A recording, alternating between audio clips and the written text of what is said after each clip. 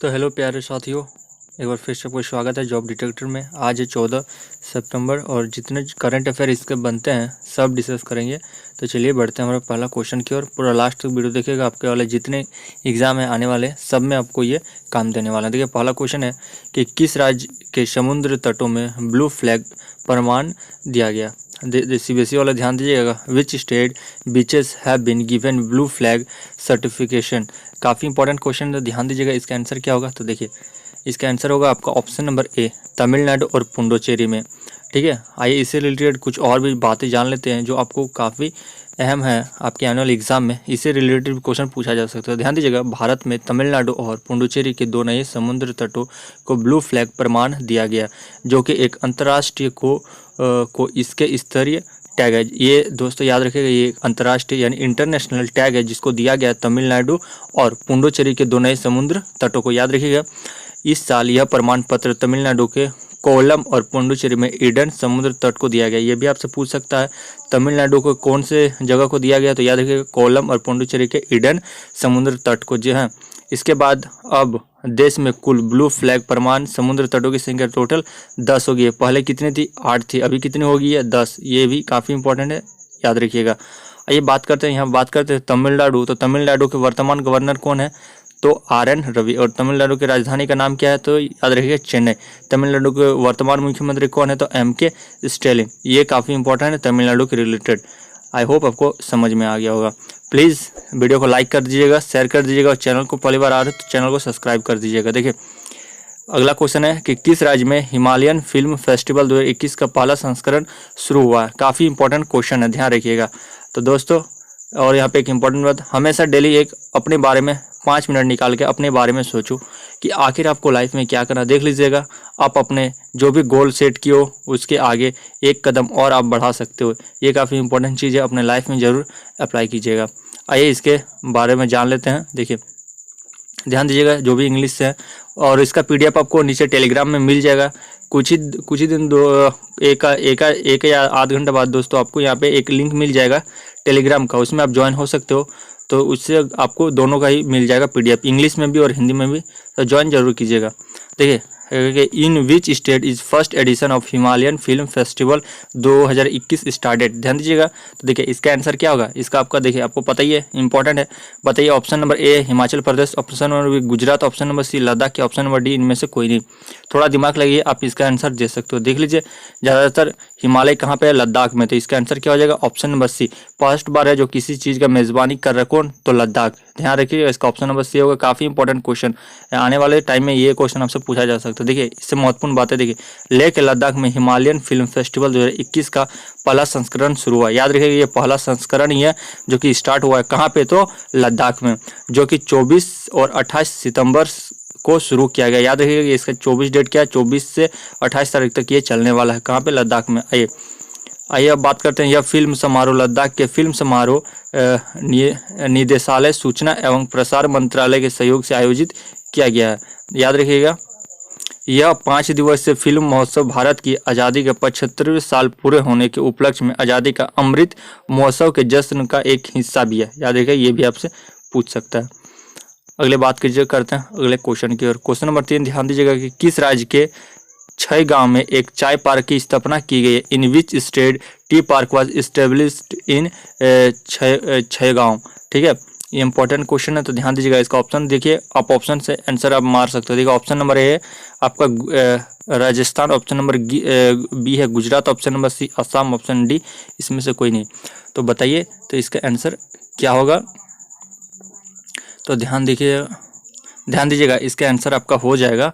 देखिए इसका आंसर आपका होगा असम। ठीक है, असम में मनाया गया है, इस्टेब्लिश किया गया है। याद रखिएगा असम, ऑप्शन नंबर सी बिल्कुल यहाँ पे हमारा राइट आंसर है। चलिए अगले क्वेश्चन को बढ़ते हैं। देखिए इसके बारे में जान ले तो उसके बाद अगले क्वेश्चन के बारे में बात करें। देखिए अब महत्वपूर्ण बात है, यानी इंपॉर्टेंट गाइज, इससे कुछ रिलेटेड है जो आपको जाना काफ़ी इंपॉर्टेंट। देखिए असम राज्य के 6 गांव में एक नया चाय पार्क की स्थापना की गई है। यह चाय बागान में एक छत के नीचे रेल, बंदरगाह कनेक्टिविटी, चाय पीसने, मिश्रण, पैकेजिंग कार्यों एवं गोदामों को सुविधाएं हैं और अन्य उपयोगिता सेवाएं जैसे प्रसंस्करण सुविधाएं होंगी। असम के वर्तमान राज्यपाल कौन है, याद रखिएगा। तो जगदीश मुखी। असम के रिलेटेड कुछ इंपॉर्टेंट जीके जो कि आपको करंट अफेयर जो आपको क्वेश्चन में पूछा जाएंगे। असम के वर्तमान मुख्यमंत्री कौन है, तो याद रखिएगा हेमंता बिस्वा शर्मा है। अगला क्वेश्चन नंबर 4 ध्यान दीजिएगा कि विश्व राइनो दिवस कब मनाया गया। काफ़ी इंपॉर्टेंट क्वेश्चन है। देखिए when was world rhino day celebrated. तो देखिए इसका आंसर बताइए। तो देखिए ऑप्शन नंबर ए 22 दिसंबर, ऑप्शन नंबर 20 सितंबर, ऑप्शन नंबर सी है 17 सितंबर और ऑप्शन नंबर डी है 13 सितंबर। तो बताइए इसका आंसर क्या होगा। देखिए इसका आंसर आपका हो जाएगा 22 सितंबर, यानी ऑप्शन नंबर ए बिल्कुल हमारा सही है। इसलिए इसको मनाते क्यों है आइए जानते हैं इसके बारे में पूरा डिटेल में। देखिए बात करेंगे तो हर साल विश्व स्तर पर 22 सितंबर को विश्व राइनो दिवस मनाया जाता है। यह दिवस राइनो की संरक्षण और इन्हें चिड़ियाघर में उनके रखरखाव को अच्छे तरीके से बनाए रखने के लिए मनाया जाता है। याद रखिए, जो कि राइनो की रक्षा करने के लिए आवश्यकता अनुपूर्ण चीज़ों के बारे में लोगों को जागरूक करने के लिए मनाया जाता है राइनो दिवस। ठीक है, बात करें तो वर्तमान में राइनो की कुल 5 संख्या प्रजातियाँ पाई जाती है। ब्लैक राइनो, व्हाइट राइनो और गेटर एक सींग वाले राइनो और समुद्रा राइनो यानी जो समुद्र में रहते हैं वो राइनो और जवान राइनो, इस 5 तरह के राइनो अभी फिलहाल पाए जाते हैं, इनके प्रजातियां हैं। क्वेश्चन नंबर 5 ध्यान दीजिएगा। क्वेश्चन नंबर 5 क्या कर रहा है, काफी इंपॉर्टेंट क्वेश्चन है, ध्यान दीजिएगा। क्वेश्चन नंबर 5 हमारा पूछा गया कनाडा देश के नए प्रधानमंत्री कौन बने हैं। Who become the new prime minister of Canada. काफ़ी इंपॉर्टेंट क्वेश्चन है, तो ध्यान दीजिएगा। इसका आंसर बताइए। तो इसका आंसर क्या होगा, इसका आंसर होगा आपका option number B Justin Trudeau. Justin Trudeau बात करें तो कनाडा के नए प्रधानमंत्री बन गए हैं। इसके बारे में जान लेते हैं, नए प्रधानमंत्री बने तो इसके बारे में जानना काफ़ी इंपॉर्टेंट है। ठीक है, कनाडा देश के नए प्रधानमंत्री के रूप में जस्टिन ट्रूडो ने शपथ ग्रहण की। उनका कार्यकाल अगले 3 सालों तक रहेगा। याद रखिए, जस्टिन ट्रूडो ने वर्ष 2015 में सत्ता में पहली बार आए थे। 49 वर्षीय जस्टिन ट्रूडो ने लिबरल पार्टी से चुनाव में केवल अल्पसंख्यक सीट जीतने में सफल रही है। याद रखिएगा, इनका उम्र कितना है तो 49 वर्ष से, और इन्होंने कौन से पार्टी से चुनाव लड़ा था, लिबरल पार्टी से। याद रखिएगा, ये सब इंपॉर्टेंट टर्म्स है। बात करें तो कनाडा की राजधानी का क्या नाम है, तो याद रखिए ओटावा। और कनाडा का मुद्रा का क्या नाम है, यानी वहाँ पे कौन सा पैसा चलता है, याद रखिएगा। तो क्या याद है, कैनेडियन डॉलर वहाँ पे चलता है।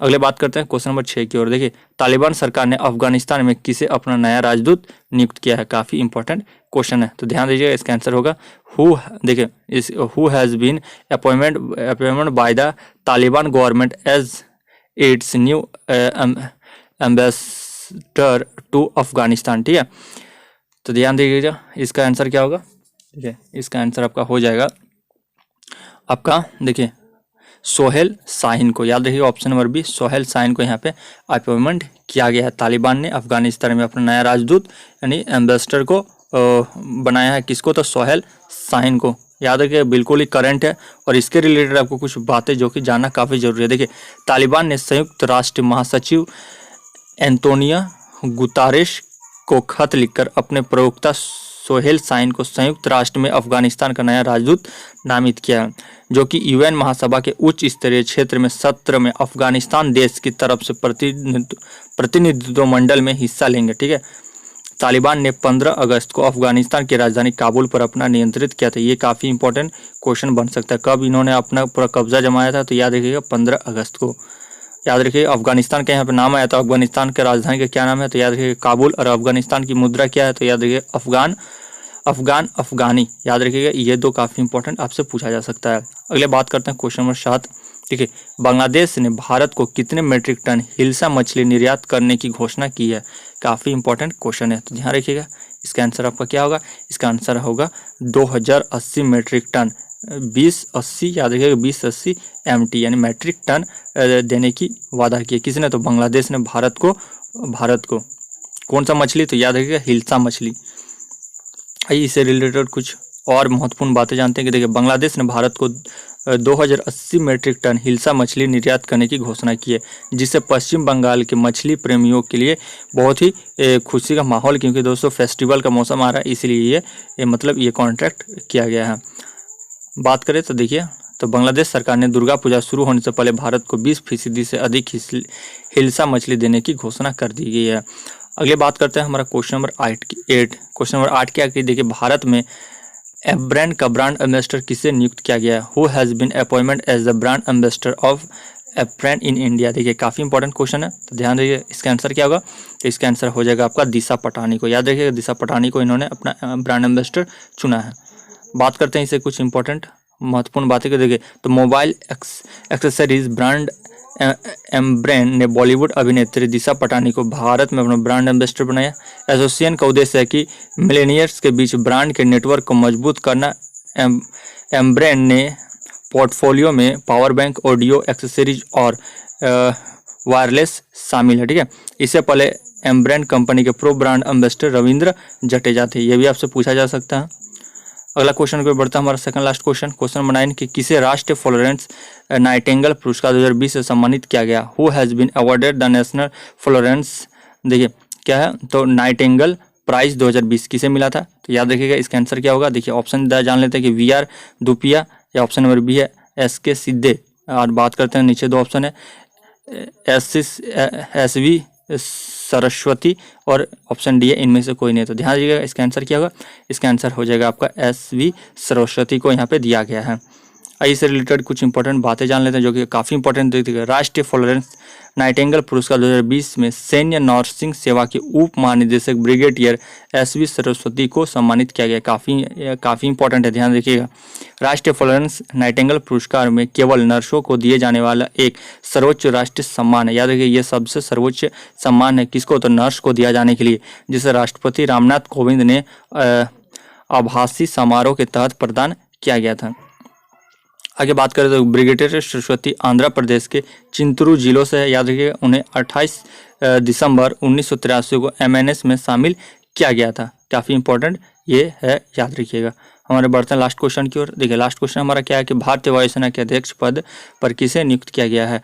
Who has been appointment as the chief of the Indian air force. काफ़ी इंपॉर्टेंट क्वेश्चन है। देखिए इसका ऑप्शन क्या है, VR Chaudhary, RK Nehra, SK Mathur या D नंबर इनमें से कोई नहीं। तो देखिए इसका आंसर क्या होगा। तो इसका आंसर हो जाएगा RV चौधरी को नियुक्त किया गया। क्या? तो भारतीय वायुसेना के अध्यक्ष के पद पर। आइए इससे रिलेटेड कुछ बातें जान लेते हैं। देखिए कि भारतीय वायुसेना के उप प्रमुख एयर मार्शल विवेक राम चौधरी को भारतीय वायुसेना का प्रमुख नियुक्त किया गया है।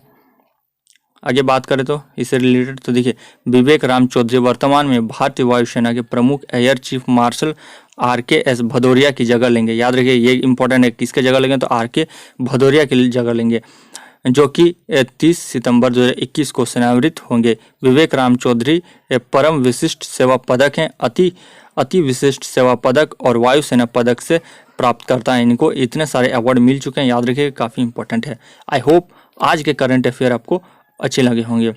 प्लीज मिलते हैं 25 तारीख के करंट अफेयर के साथ। और इसके बाद आपके आने वाली है साइंस के क्वेश्चन, तो साइंस के जरूर अटेंड कीजिएगा जिनका भी आने वाला है एग्जाम, रिलेटिव टाटा अप्रेंटिस का जिनका भी एग्जाम है।